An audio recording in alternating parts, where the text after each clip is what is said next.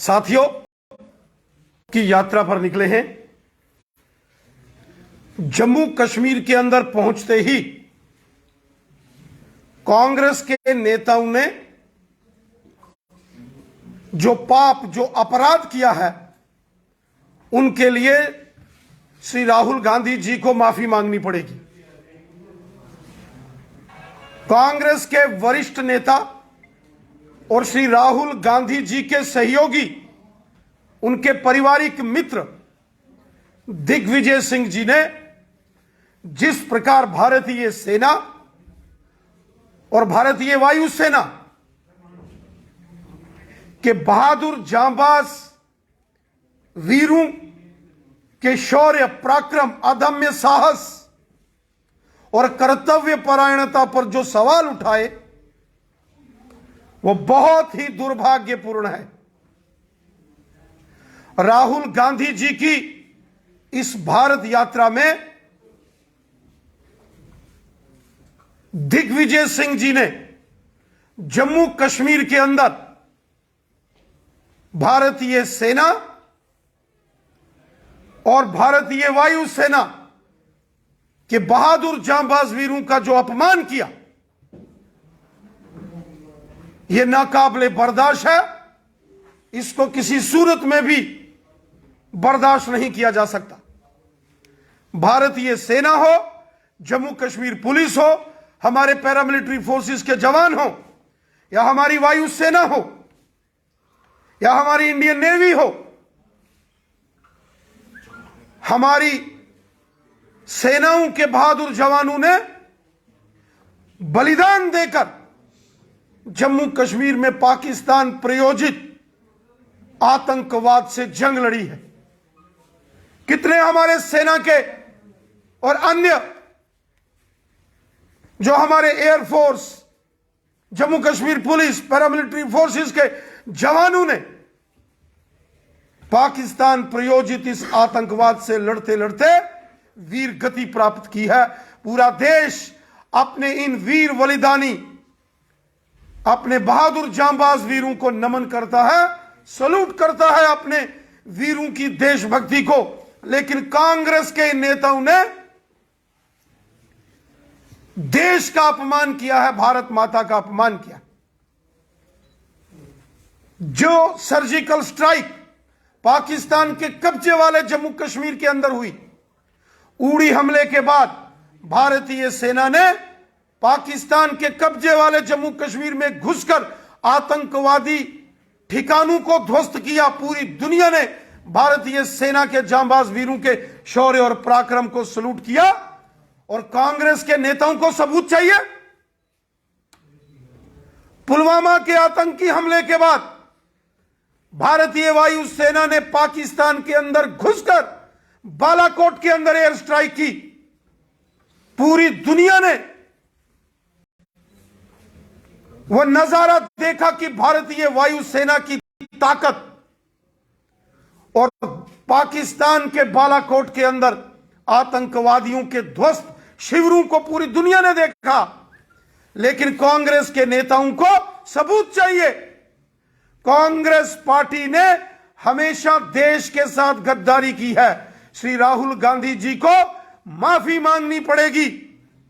जो भारत माता की पीठ पर कांग्रेसियों ने बार बार खंजर घोंपे, बार बार हमारे जांबाज वीर सैनिकों का अपमान कांग्रेस पार्टी ने किया है, जिसके लिए श्री राहुल गांधी जी को माफी मांगनी पड़ेगी।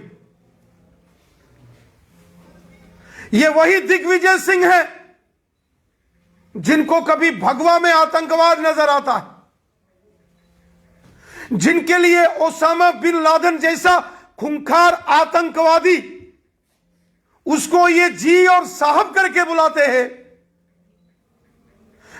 बटला हाउस आतंकवादी, वहां जो मारे के जो एनकाउंटर हुआ है, उस पर सवालिया निशान लगाने वाले दिग्विजय सिंह जी की छत्र छाया में श्री राहुल गांधी जी भारत की यात्रा कर रहे हैं। इससे एक बात स्पष्ट है, यह कांग्रेस की रणनीति का हिस्सा है कि पहले अपने वरिष्ठ नेताओं से देश के सेना के जवान जांबाज वीरों के खिलाफ जहर उगलो, और फिर राहुल गांधी जी आ जाएंगे ये कहने के लिए कि ये बड़ा रेडिकुलस है। राहुल गांधी जी 70 साल जो कांग्रेस ने पाप किए हैं, पूरा भारत जानता है। कांग्रेस पार्टी ने हमेशा आतंकवाद, अलगाववाद और पाकिस्तान की मानसिकता रखने वाले तत्वों से हमदर्दी जताई है। कांग्रेस के कारण देश का विभाजन हुआ। कांग्रेस की मेहरबानी से जम्मू कश्मीर के एक बड़े भूभाग पर 1947 में पाकिस्तान ने गैर कानूनी तरीके से कब्जा किया। माफी मांगनी चाहिए राहुल गांधी जी को कि उनकी पार्टी और उनके परिवार के जो नेता प्रधानमंत्री थे, उनकी गलतियों के कारण देश का भी विभाजन हुआ और जम्मू कश्मीर के और लद्दाख के बड़े भूभाग पर पाकिस्तान ने गैर कानूनी तरीके से कब्जा किया। इसके लिए श्री राहुल गांधी जी को माफी मांगनी पड़ेगी। श्री राहुल गांधी कहते हैं कि मैं इस यात्रा से जम्मू कश्मीर के लोगों का दर्द समझने की कोशिश कर रहा हूं। श्री राहुल गांधी जी को 70 साल लगे कि जम्मू कश्मीर के लोगों का दर्द क्या है। 70 साल पश्चिम पाकिस्तान के जो विस्थापित, जो रेफ्यूजीज जम्मू कश्मीर में रह रहे थे, उनको कांग्रेस ने अधिकार नहीं दिए, नागरिकता नहीं दी। दलित समाज के लोग, वाल्मीकि समाज के लोग, गोरखा समाज के लोग, गुज्जर और बकरवाल समुदाय के लोग, पहाड़ी कबीले के लोग, जम्मू कश्मीर के अंदर जो हमारी मातृशक्ति है, महिलाएं हैं, 70 साल उनको अधिकारों से वंचित रखा गया। 70 साल जब जब कांग्रेस की सरकारें रही, जम्मू कश्मीर के देशभक्त लोगों को अपमानित और प्रताड़ित किया गया। कांग्रेस पार्टी जम्मू कश्मीर के देशभक्त लोगों की गुनाहगार पार्टी है। आज श्री राहुल गांधी जी को कश्मीरी पंडित समाज के हमारे भाई बहन याद आए।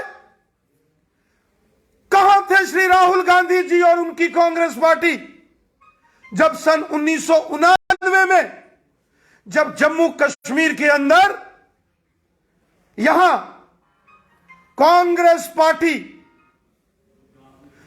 की सरकार नेशनल कॉन्फ्रेंस के साथ थी और बंदूक की नोक पर कश्मीरी पंडितों को कश्मीर घाटी से बाहर निकाल दिया गया। जब आतंकवादियों ने, अलगाववादियों ने, पाकिस्तानियों ने कश्मीर घाटी के अंदर तांडव किया और 5 लाख के करीब करीब कश्मीरी पंडित कश्मीर घाटी से निकाल दिए गए। 1990 के दशक में दिल्ली के अंदर कांग्रेस की सरकार थी और जब जम्मू कश्मीर में और यहां आतंकवाद पनपा, उस वक्त भी सत्ता कांग्रेस के हाथ में थी। कांग्रेस पार्टी ने बहुत बड़ा जघन्य अपराध देश के साथ और कश्मीरी पंडितों के साथ किया। कांग्रेस पार्टी हमेशा आतंकवादियों और अलगाववादियों की भाषा बोलती थी। 35 साल जो कश्मीरी पंडित कश्मीर से बाहर रह रहे हैं, ये सब कांग्रेस की वजह से है। इसके लिए कांग्रेस पार्टी जिम्मेवार है। कांग्रेस पार्टी ने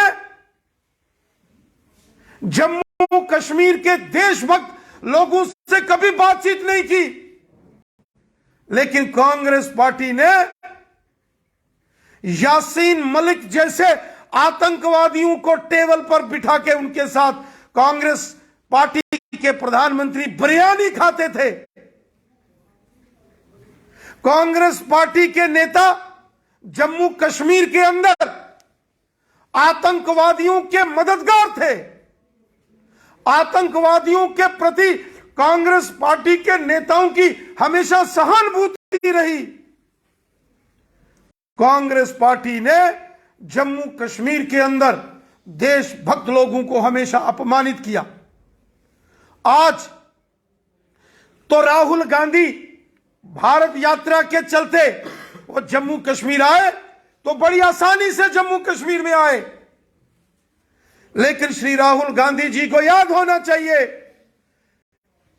कि भारतीय जनसंघ के संस्थापक स्वर्गीय पंडित प्रेमनाथ डोगरा, स्वर्गीय श्यामा प्रसाद मुखर्जी साहब, प्रजा परिषद के संस्थापक पंडित प्रेमनाथ डोगरा जी जैसे महान क्रांतिकारी देशभक्त नेताओं को संघर्ष करना पड़ा, जेलों में जाना पड़ा, अपना बलिदान देना पड़ा।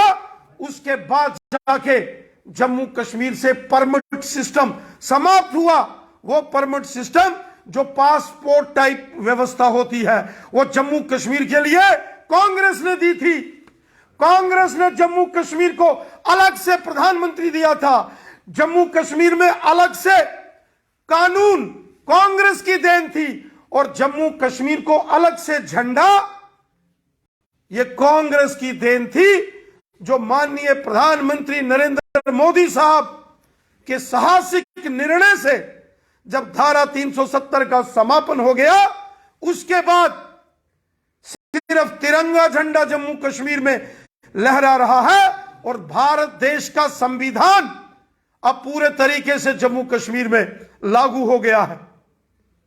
राहुल गांधी जी को जवाब देना पड़ेगा कि क्यों कांग्रेस ने 70 वर्षों तक हमारे देश के संविधान को जम्मू कश्मीर में लागू नहीं होने दिया और क्यों कांग्रेस पार्टी ने जम्मू कश्मीर के लिए अलग से झंडे को मंजूरी दी थी।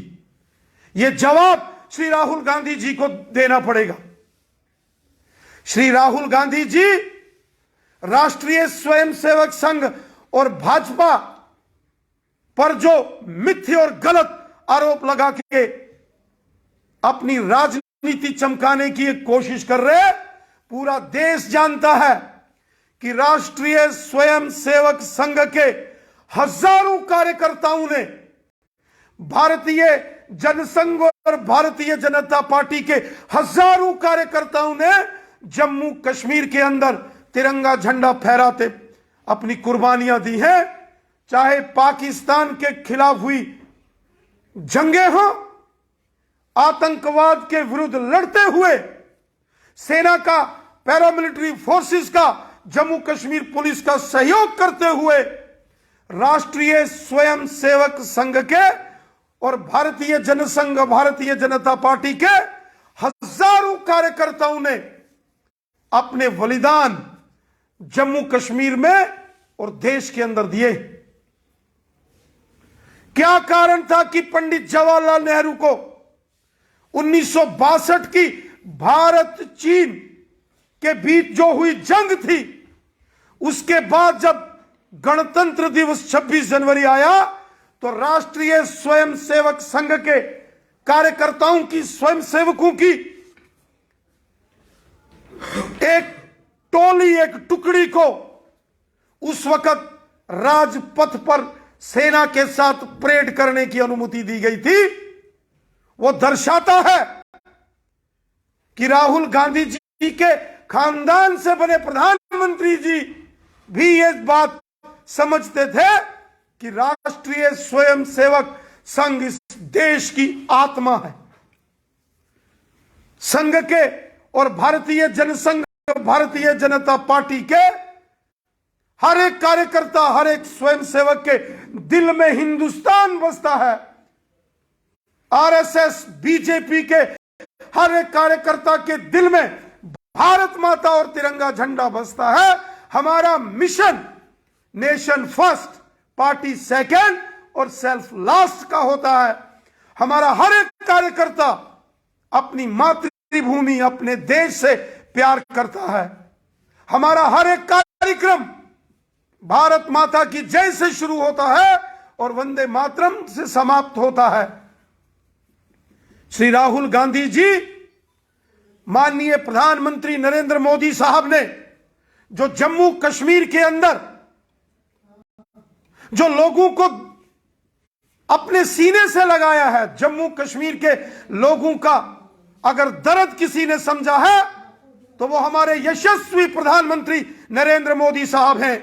आज जम्मू कश्मीर में धारा 370 के समापन के बाद जम्मू कश्मीर में भारत का संविधान है।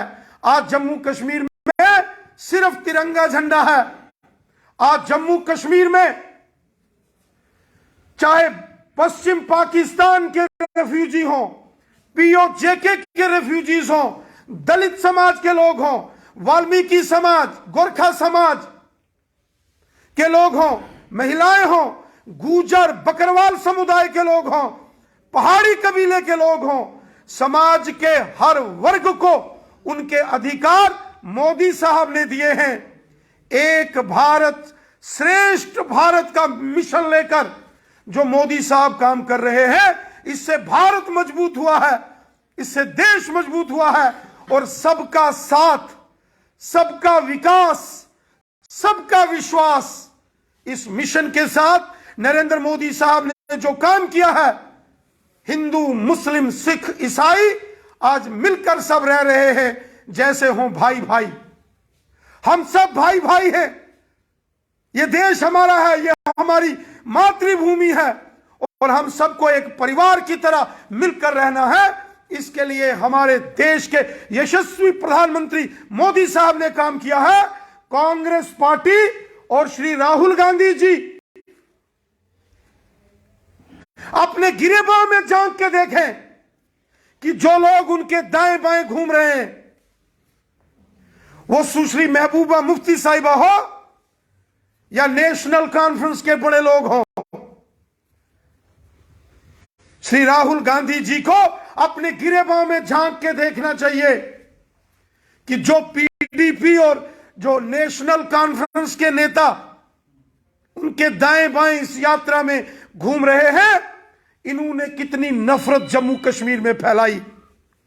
श्री राहुल गांधी जी को दिग्विजय सिंह, संजय निरुपम और शशि थरूर की ओर भी देखना चाहिए कि कितनी नफरत कांग्रेस के इन नेताओं ने हिंदुस्तान के अंदर फैलाई है। और स्वयं राहुल गांधी जी को भी अपने गिरेबान में झांक के देखना चाहिए कि किस प्रकार उन्होंने हमेशा देशभक्तों का अपमान और देश को तोड़ने वाले पाकिस्तानी मानसिकता के अलगाववादी और आतंकवादियों के प्रति हमदर्दी रखी है। ये कांग्रेस के लोग, ये कांग्रेस के नेता कभी देश के सगे नहीं हो सकते। कांग्रेस के नेताओं ने हमेशा भारत माता से गद्दारी की है। कांग्रेस ने हमेशा भारत माता से विश्वासघात किया है। पूरा देश कांग्रेस पार्टी के इन षड्यंत्रों को जानता है। राहुल गांधी जी ये कहें कि दिग्विजय सिंह ने जो बोला है ये कांग्रेस पार्टी की इंटरनल डेमोक्रेसी है, और राहुल गांधी कहते हैं ये कन्वर्सेशन है। देश की सेना, देश के शूरवीरों का अपमान ये देश कभी स्वीकार नहीं करेगा। राहुल गांधी जी, श्री राहुल गांधी जी को तुरंत देश से माफी मांगनी चाहिए, जो जम्मू कश्मीर में यात्रा करते करते उनकी छत्र छाया में जो कांग्रेसियों ने देश का अपमान किया है।